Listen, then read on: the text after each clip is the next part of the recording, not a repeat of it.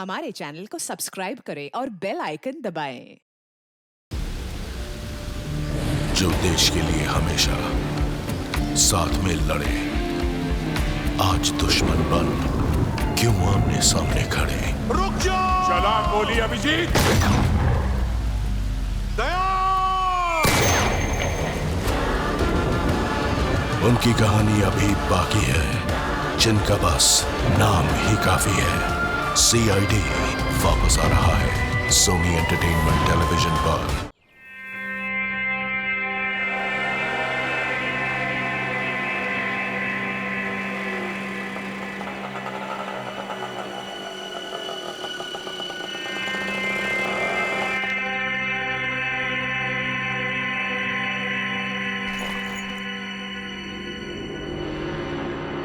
Madam madam, यहाँ तो कोई दूर दूर तक दिखाई नहीं दे रहा है।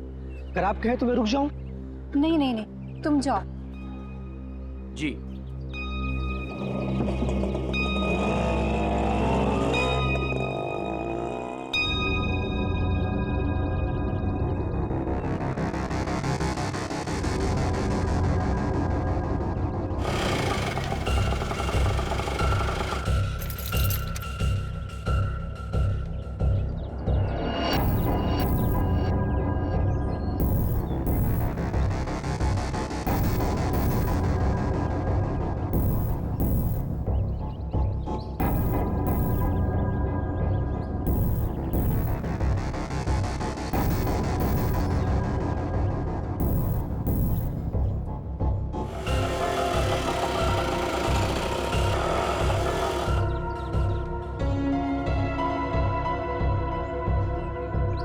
मैडम मैडम मैडम मैडम, आपकी चाबी रिक्शा में भूल गई। मैडम मैडम,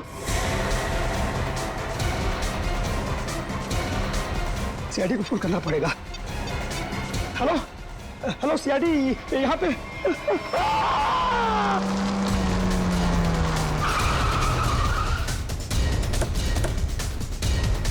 सर, फोन का लोकेशन इस बिल्डिंग में दिखा रहा है। हमें शायद किसी ने इस बिल्डिंग से ही फोन किया था।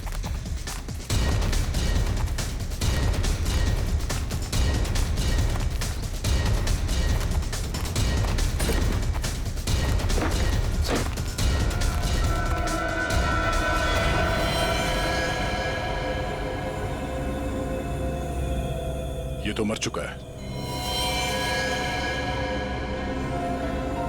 चाकू से कई बार किया गया इसके ऊपर।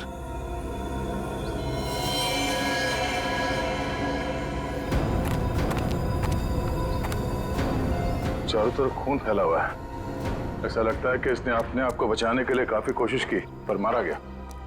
सर, इस रिक्शा वाले के अलावा यहाँ पे और कोई भी नहीं है सर, सिर्फ यही है। सर, ये बिल्डिंग की हालत देखकर तो लगता है कि कंस्ट्रक्शन का काम काफी टाइम से रुका हुआ है। फिर ये रिक्शा ड्राइवर यहाँ क्यों आया होगा? हो सकता है श्रेया ये अपने दोस्तों के साथ यहाँ आया हो। उसके बाद आपस में इन लोगों की लड़ाई हो गई, दोस्तों में से किसी ने मार दिया इसे और निकल लिए। सर, हाँ? इस फोन में लास्ट डायल नंबर हमारा ही है। इसका मतलब इसी ने हमें कॉल किया था। सर, हाँ? तो लेडीज वॉच आज से गिरी नहीं है, टूटी है। Ladies watch? मतलब यहाँ पे कोई औरत थी? ऐसा लगता है कि उस रिक्शा वाले ने यहाँ पे कुछ होते हुए देखा है और इसीलिए उसने मदद के लिए हमें फोन किया और उसके बाद किसी ने उस पर हमला किया और वो मारा गया। मगर ये लड़की जिसका ये वॉच है, ये कहाँ है? ये क्या है?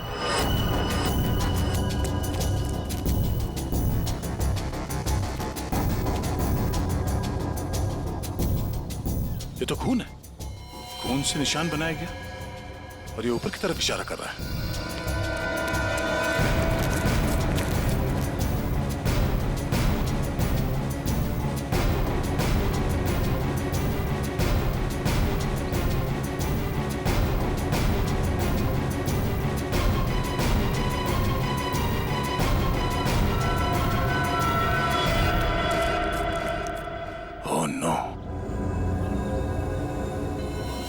कटी हुई उंगली।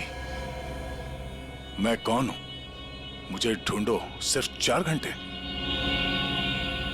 बस कटी हुई उंगली से लड़की की पहचान करना तो मुश्किल है, लेकिन एक बात पता लगी है, इस लड़की की उम्र 20 से 25 साल है। हम खूनी तक तभी पहुंचेंगे जब हमें यह पता चलेगा कि यह उंगली किस लड़की की है। सर हमारे पास ज्यादा वक्त भी तो नहीं है। हाँ दया, और क्या पता चला? हाँ, और इस कटे हुए हिस्से को जरा गौर से देखो। यार एकदम क्लीन कट है, जैसे किसी तेज हथियार से एक झटके में काटा है। बिल्कुल, और इस पर यह खून जमा हुआ है। मतलब उंगली कटते समय लड़की जिंदा थी? और सर ये नाखून पे पीलापन कैसा? ये नाखून का पीलापन बताता है कि शायद इस लड़की को किडनी की बीमारी थी। पक्का तो नहीं कह सकते, लेकिन शक यही है। सर, इस टेबल पे लगे खून की रिपोर्ट आ गई है। देखें।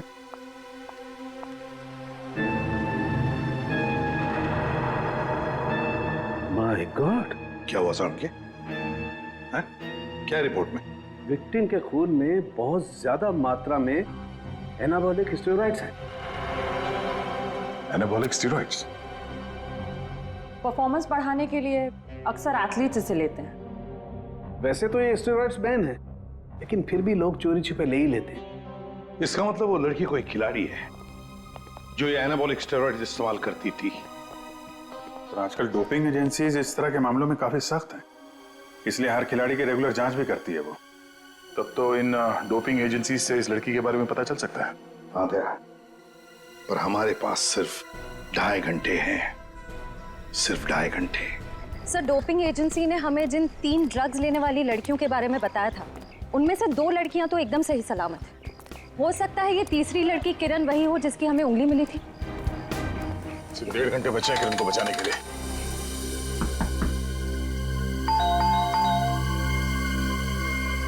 लगता कोई नहीं घर में।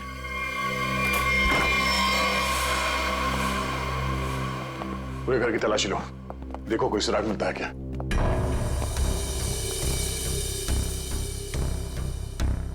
थैंक्स यार, तुम लोगों ने बैग उठाने में मदद की। चलो वो छोड़ो, तुम बताओ गोवा कैसे रहा? बहुत बढ़िया। ये दरवाजा कैसे खुला है? यार ये किरण बहुत लापरवाह लड़की है, दरवाजा तक नहीं बंद कर सकती।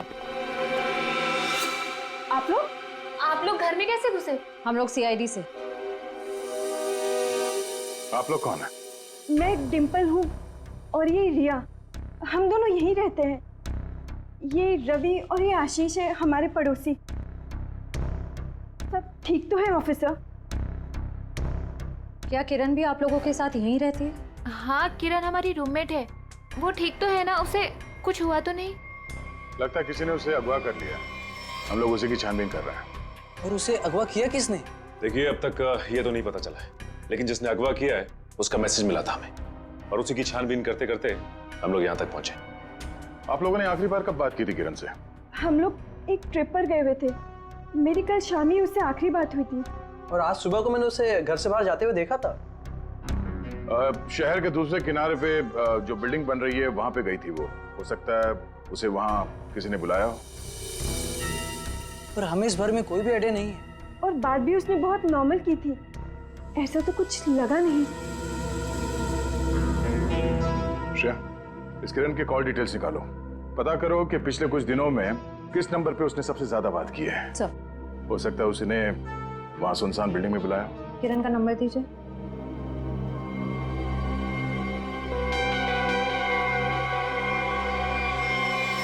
सर, आप लोग यहीं रुकिए। हाँ सचिन।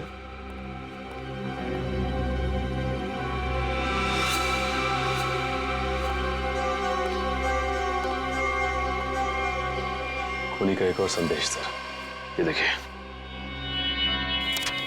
कोई कोड लगता है।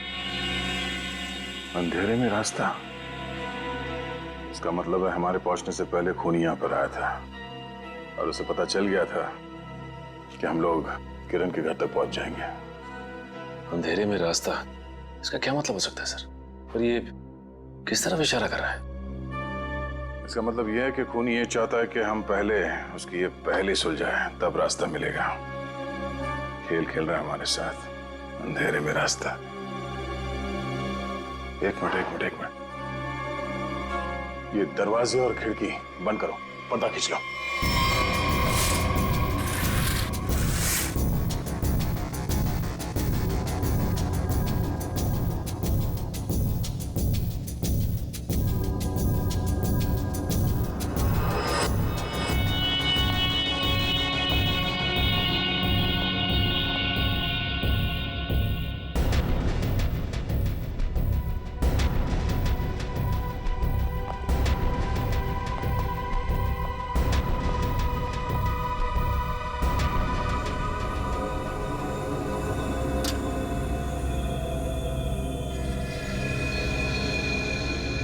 शाबाश, तुम लोग यहां तक तो पहुंच गए।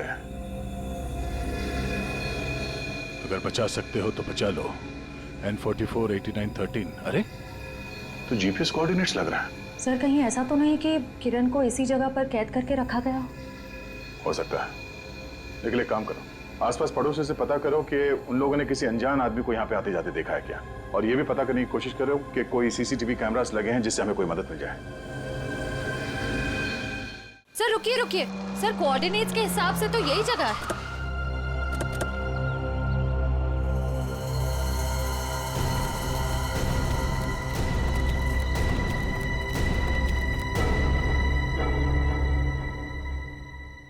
सर यहाँ अंदर तो कोई भी नहीं है। जरा आसपास देखो।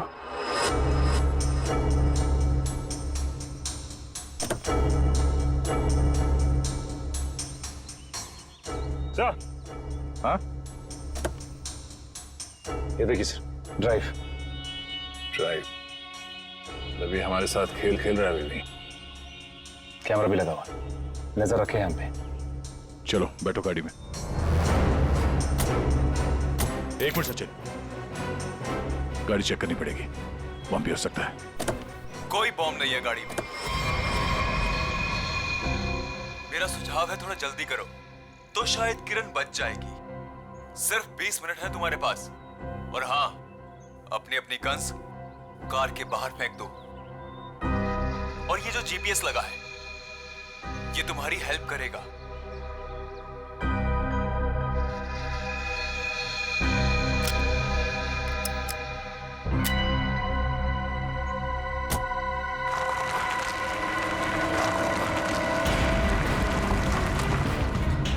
अपनी सीट पर 300 मीटर आगे जाइए।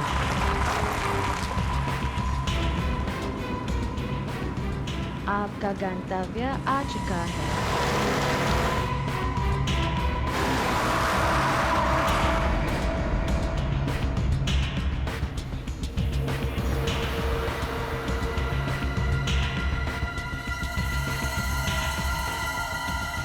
किरण यहाँ हो सकती है।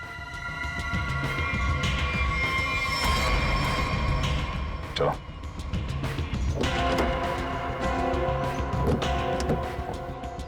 दरवाजा खोल के लेना। एक मिनट से।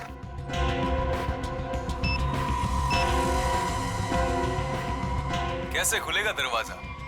हाँ? सीआईडी वाले अपने आप को बहुत होशियार समझते हैं ना। देखता हूं कैसे निकलते हो यहां से।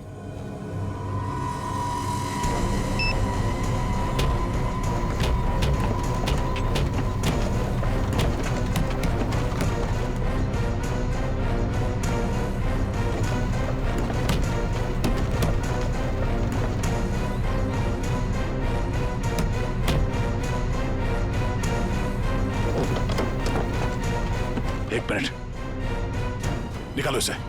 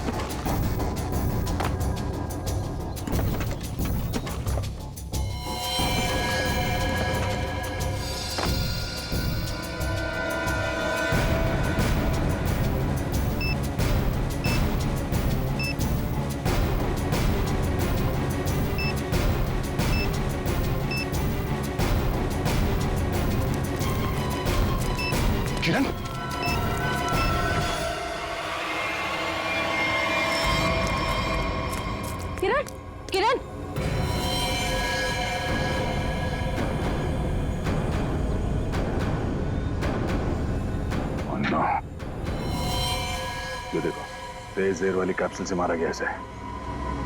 और ये मैकेनिज्म, जरूरी मैकेनिज्म किसी ने रिमोट से कंट्रोल किया होगा।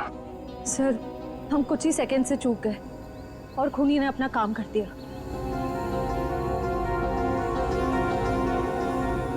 देर कर दी हमने, इसे बचा ना सके। सर, हाँ सचिन, ये देखिए सर, मिला कौन? वो 50 करोड़ तो हमारे हाथ लग गए और दया का डुप्लीकेट भी गायब है। अब आगे क्या करना है? अभी बहुत कुछ करना बाकी।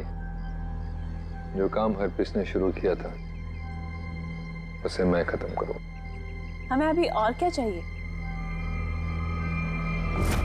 वो वाला नक्शा हमें मिल गया है।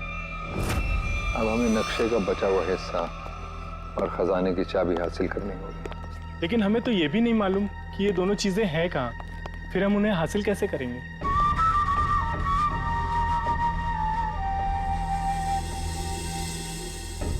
उल्लू की आंखें हैं,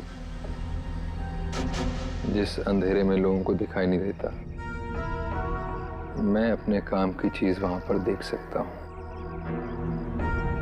स्विट्जरलैंड जाने से पहले हरप्रीत ये दोनों चीजें अपने एक खास आदमी को देकर गया था। लेकिन बॉस, जब से लोगों को पता चला है कि आप वापस आ गए हो, हरप्रीत के सभी आदमी अंडरग्राउंड हो गए हैं। अब कहाँ ढूंढेंगे उन्हें?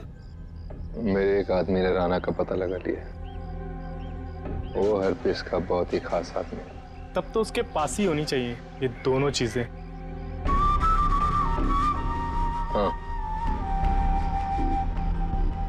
और एक बार वो सब मेरे हाथ लग गया, फिर देखना, मैं लोगों के लिए नर्क का रास्ता खोल दूंगा। लोग हरप्रीत को भूल जाएंगे। डर का सिर्फ एक नाम होगा, कटोरी टमटा।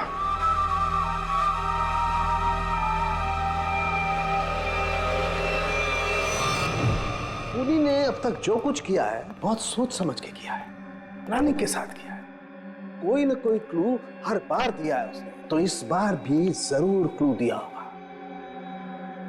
जरूर कुछ न कुछ तो दिया होगा जिससे पता लग सके कि उसका अगला विक्टिम कौन है। सर, उसने अब तक तो सिर्फ ये कटी हुई उंगली और ये टेबल दिया है। कटी हुई उंगली और ये टेबल। टेबल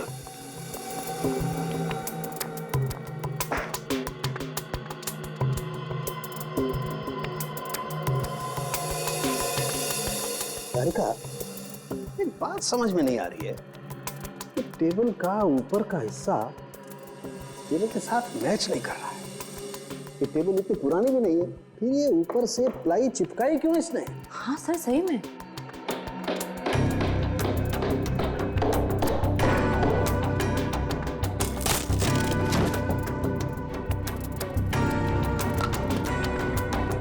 क्या है?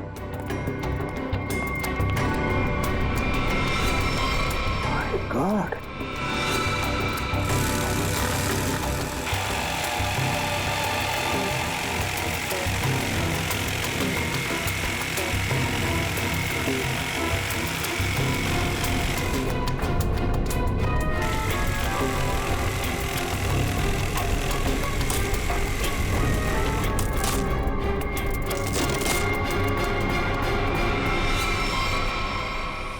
सर, ये किरण के घर के बाहर का सीसीटीवी फुटेज है।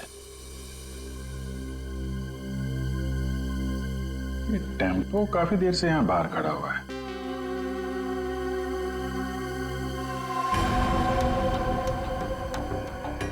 चेहरा ढका हुआ है, यही खूनी है। लेकिन ये खूनी टेम्पो लेकर क्यों घूम रहा है? शायद इसी टेम्पो में वो भारी टेबल डालकर खूनी अंडर कंस्ट्रक्शन बिल्डिंग में गया होगा। वहां किरण की उंगली काटने के बाद इसी टेम्पो से उसे क्वारी लेके गया होगा। और फिर हमें क्लू देने के लिए यहाँ किरण के घर आया। सर लेकिन खूनी को पता कैसे चला कि किरण का घर खाली है और उसके रूममेट्स बाहर गए हुए हैं? ये जो भी है किरण के आसपास वाला ही है, ये सब जानता है कौन कब आएगा कौन कब जाएगा। निकले, काम करो, टेम्पो का नंबर लो और सारे पुलिस स्टेशन और चेकनाकों पर भेज दो। बॉस, जो टेबल आप लोग लेकर के आए थे उस टेबल में ये खोपड़ी मिली है। क्या? टेबल के अंदर ये खोपड़ी? ये कैसे हो सकता है सालुंकी? बस दरअसल जिस पेड़ की लकड़ी से टेबल बना है उस लकड़ी में ही ये खोपड़ी थी। लेकिन सर ये टेबल किस पेड़ की लकड़ी से बना था ये कैसे पता चलेगा? पता चलेगा, इस स्टिकर से पता लगेगा ये लकड़ी कहां से आई।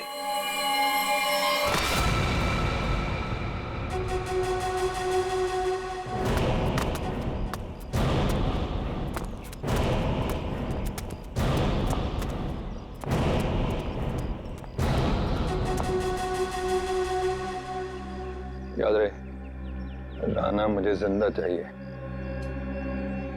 मरा हुआ राना मेरे किसी काम का नहीं। कोई उस पर गोली नहीं चलाएगा। रास्ते में कोई आए उड़ा दो उसे। Come on.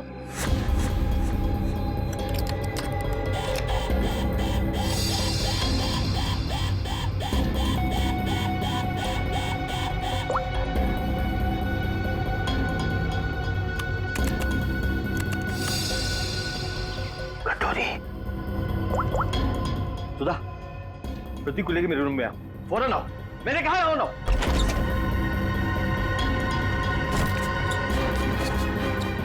क्या हुआ? सुधा, अच्छा वो तुम आ गई। प्रतीक, दरवाजा बंद करो।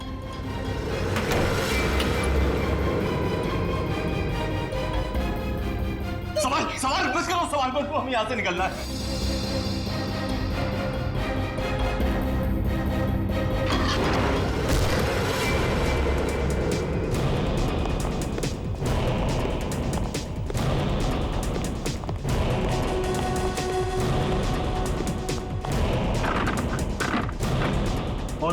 दरवाजा अंदर से बंद है। मार देखा।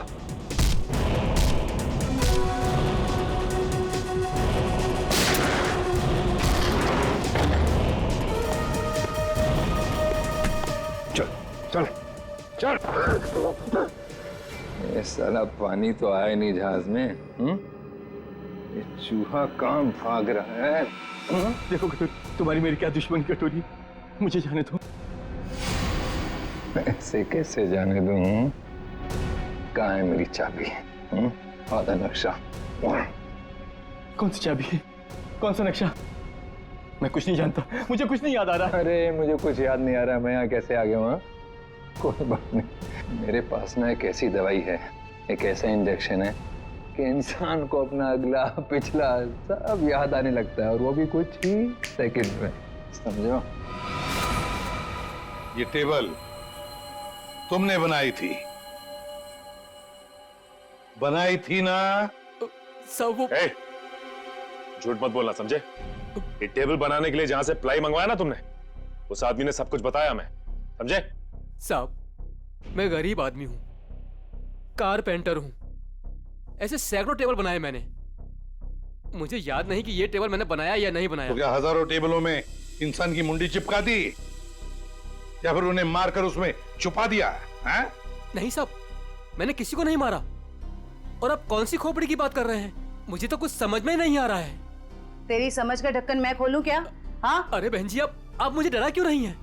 मैं सच कह रहा हूँ, मुझे कुछ समझ में नहीं आ रहा है। चलो, इसे कुछ याद नहीं आ रहा है। ये आदमी हमारे कुछ काम का नहीं है। तुम दोनों बाहर जाओ, चलो जाओ, ले जाओ इसे बाजू। तुम कुछ बता ही नहीं रहे, तुम तुम्हारा इलाज कर देते हैं। टेबल कहाँ से ही बताओ। साहब मुझे कुछ पता नहीं है। देखिए, बताता हूँ, सब बताता हूँ साहब, बताता हूँ।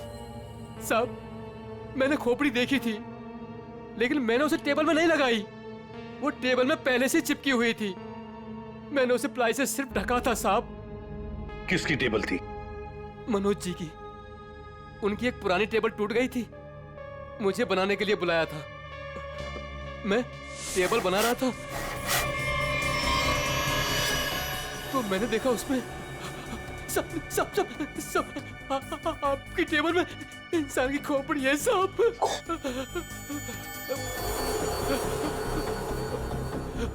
तुम चुपचाप से अपना काम करो, ठीक है? किसी तक कुछ भी कहने की जरूरत नहीं। तुम भी फंसोगे, मैं भी फंसूंगा। सुन रहे हो ना? किसी से कुछ मत कहना। इसको ना तुम प्लाई से ढक दो, है ना? प्लाई से ढक दो, मैं इसको बाद में बाहर फेंक दूंगा, है ना? मनोज, ये मनोज खोपड़ी जड़ी टेबल के साथ मजे से रह रहा था। पुलिस को इन्फॉर्म करने की सोची नहीं उसने। ऊपर से मुंह बंद रखने के लिए 2 गुना पैसे भी दिए। और सर ये मनोज जो कोई भी है, आदमी बड़ा गड़बड़ लगता है सर। हाँ, मिलना पड़ेगा इस मनोज से, मिलना पड़ेगा। हाँ अभिजीत। सर अभी एक ट्रैफिक कैमरे में वही वैन दिखाई गई है जो किरण के घर बाहर खड़ी थी। जेडी रोड की तरफ जा रही है सर। उसका पीछा करो अभिजीत, हाथ से निकलने नहीं चाहिए।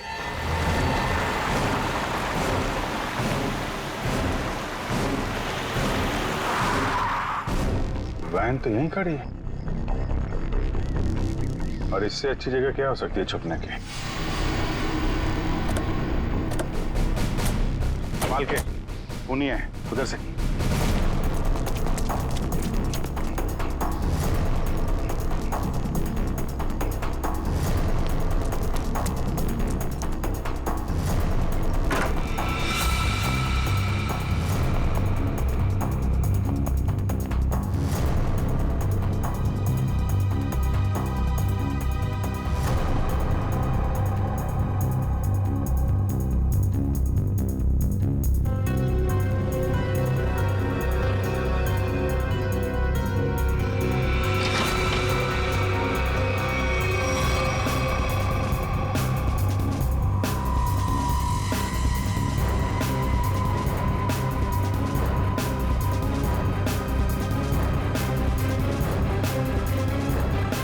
जिंदा है, एम्बुलेंस को बुलाओ जल्दी।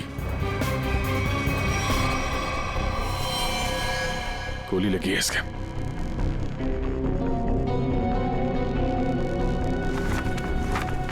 है कौन ये?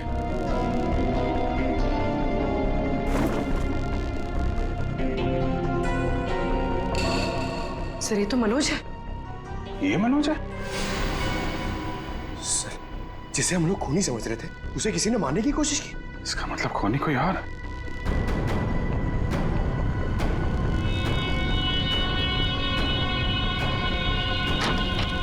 रुक जाओ नहीं तो गोली मार दूंगा। इसको संभालो।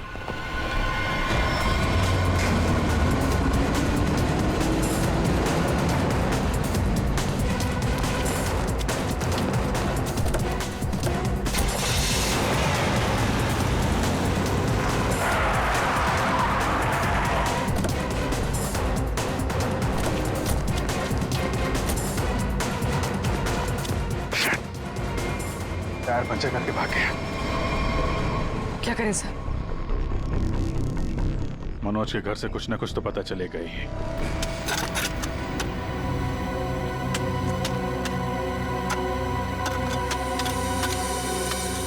संजना, तुम्हें पूरा यकीन है कि वहां पर एक पेड़ था? हाँ सर, एक पेड़ था, लेकिन उसे काट दिया गया। क्यों काट दिया? क्योंकि वो पेड़ रोड पे झुक रहा था सर। अच्छा अच्छा अच्छा, चलो ठीक है।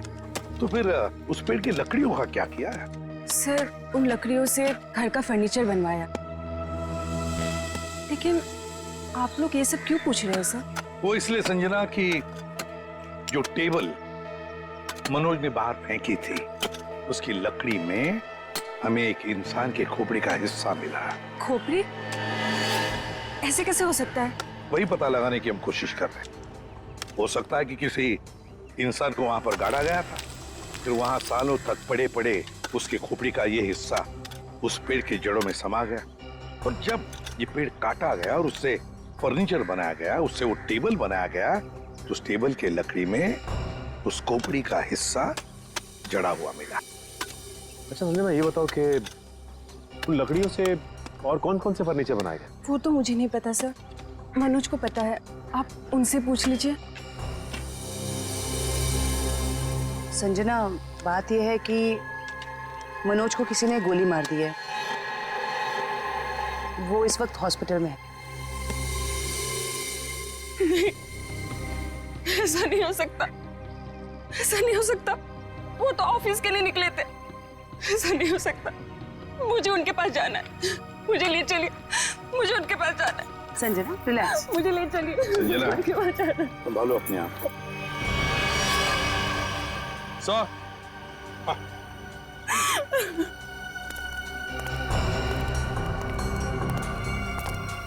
निखिल,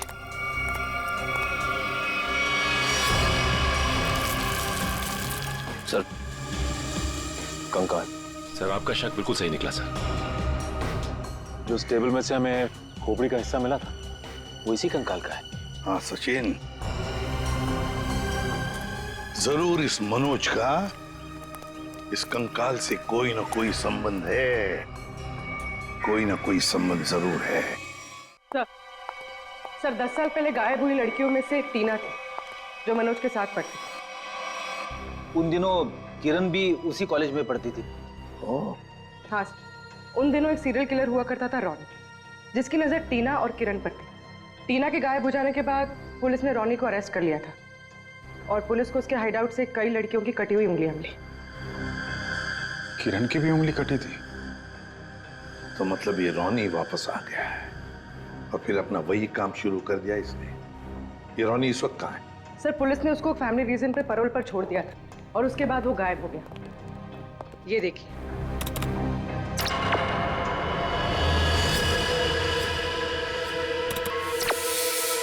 सर इस चेहरे को कहीं देखा है, कुछ जाना पहचाना सा लग रहा है। जरा इसका ये दाढ़ी मोछ निकालो जरा।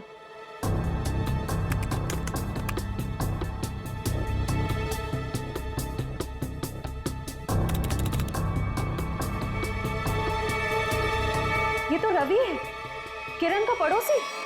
सर इसे किरण के घर पे ही मिले थे हम लोग। ये रवि और आशीष।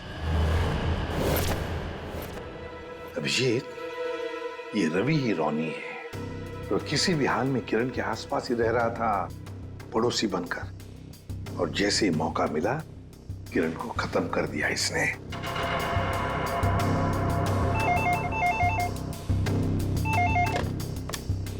हेलो हेलो एसीपी, खुद को बहुत स्मार्ट समझते हो ना?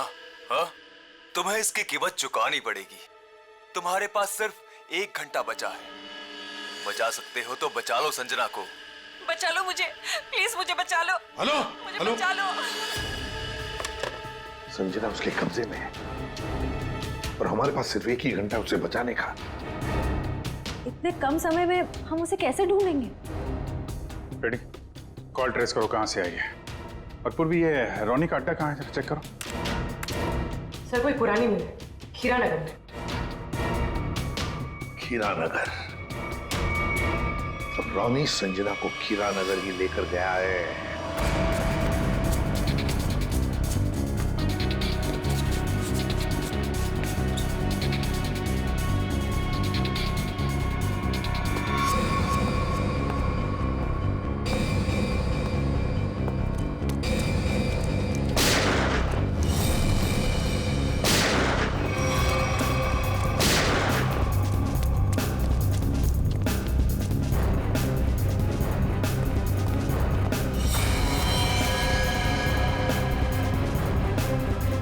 सर मर चुका है। My God!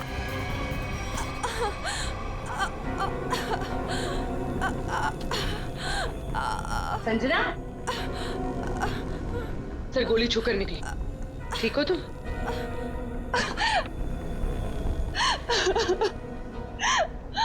अच्छा हुआ आप लोग आ गए, नहीं तो ये मुझे मार डालता। क्या हुआ यहाँ पर, बताओ। मैं हॉस्पिटल में मनोज की देखभाल कर रही थी। घर से कुछ सामान लेने के लिए जैसे मैं निकली, किसी ने मुझ पे हमला कर दिया और मैं बेहोश हो गई। जैसे मुझे होश आया, मैंने खुद को इसके कैद में पाया। ये कहने लगा कि तुम्हारे पास सिर्फ 10 मिनट है जिंदा रहने के लिए। अच्छा, तो फिर तुम इसकी कैद से आजाद कैसे हुई? फिर उसने मुझे एक कमरे में बंद करके रखा था। जैसे मुझे मौका मिला खिड़की से कूदकर भाग गई। फिर मैं इस गोडाउन में आकर छिप गई, लेकिन मुझे ढूंढते हुए ये यहाँ भी आ गया। मैं बहुत डर गई थी सर, मेरे मुंह से चीख निकल गई और इसने मुझे देख लिया, मुझ पे गोली चला दी। संजना, रो मत।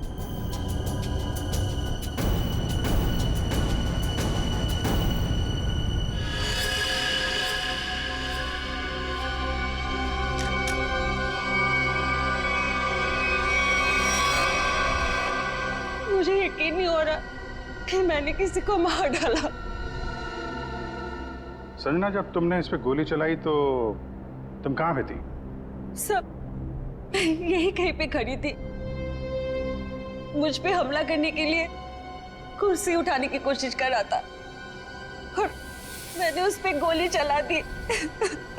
अच्छा, तो तुम यहाँ थी और वो 10 फीट की दूरी पे, है ना? जी सर। झूठ बोल रही हो तुम।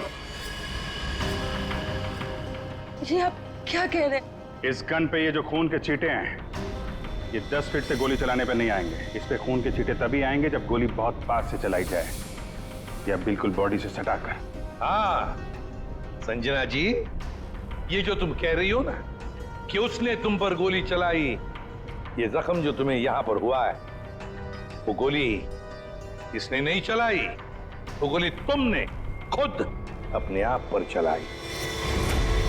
मैंने ये सब टीना के मौत का बदला लेने के लिए किया है। टीना मेरी बड़ी बहन थी।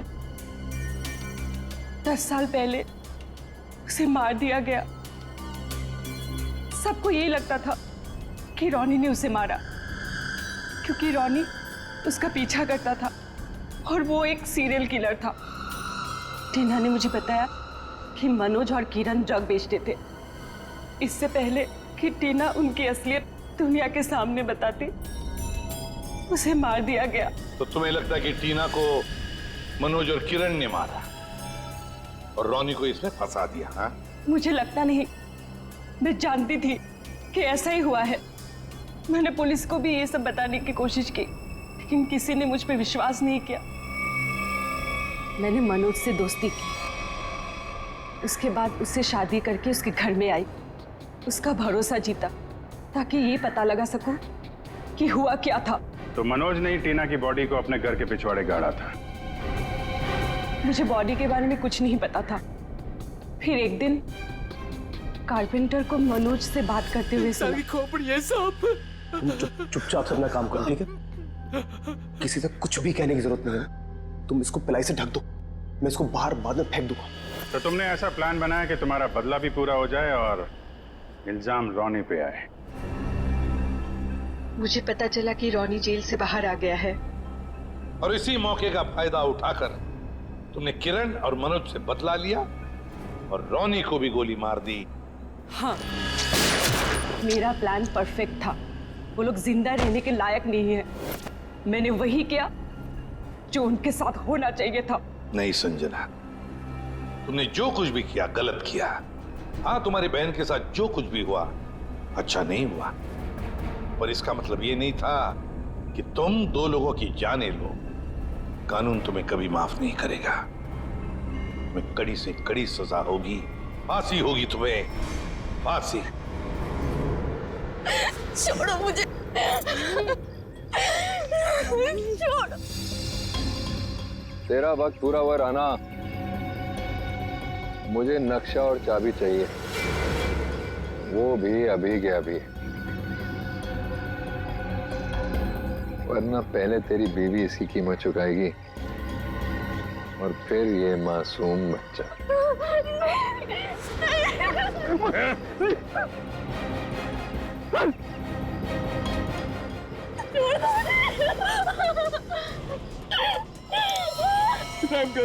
रहम करो मेरे बच्चों, मेरी बीवी पे। बंद करो। शोर नहीं, मुझे शोर बिल्कुल पसंद नहीं। अगर उंगली कटने से तकलीफ हो रही है तो सीधा गर्दन काट दे। नहीं कटोरेगा। जो भी तुम्हें चाहिए मैं दे दूंगा, सारी इंफॉर्मेशन दे दूंगा। सही वक्त पर सही फैसला। तो बताओ फिर, बता बता बता बता।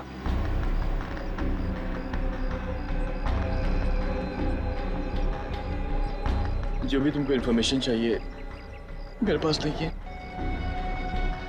हरप्रीत ने सारी इंफॉर्मेशन मेरे भाई फिरगुन दार्ची को दी है, और फिरगुन दार्ची का सबसे वफादार आदमी। तो कहाँ मिलेगा फिरगुन दार्ची? ग्रीन हिल के पास में एक नहर बहती है, वहां पर एक बंगला है, उसी में रहता है फिरगुन दार्ची। Good, very good. मैं तुमको सारी इंफॉर्मेशन दे दी ना, हा? जो तूने पूछा मैंने बता दी।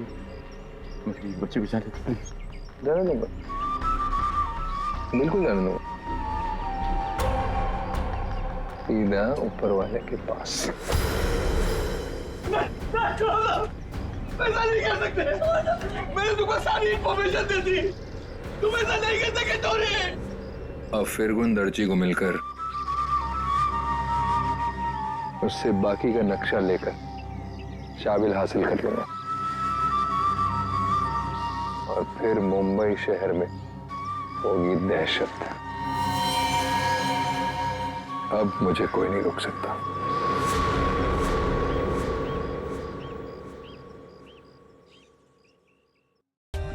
For more updates, subscribe to our channel, click the show links and enjoy watching the videos.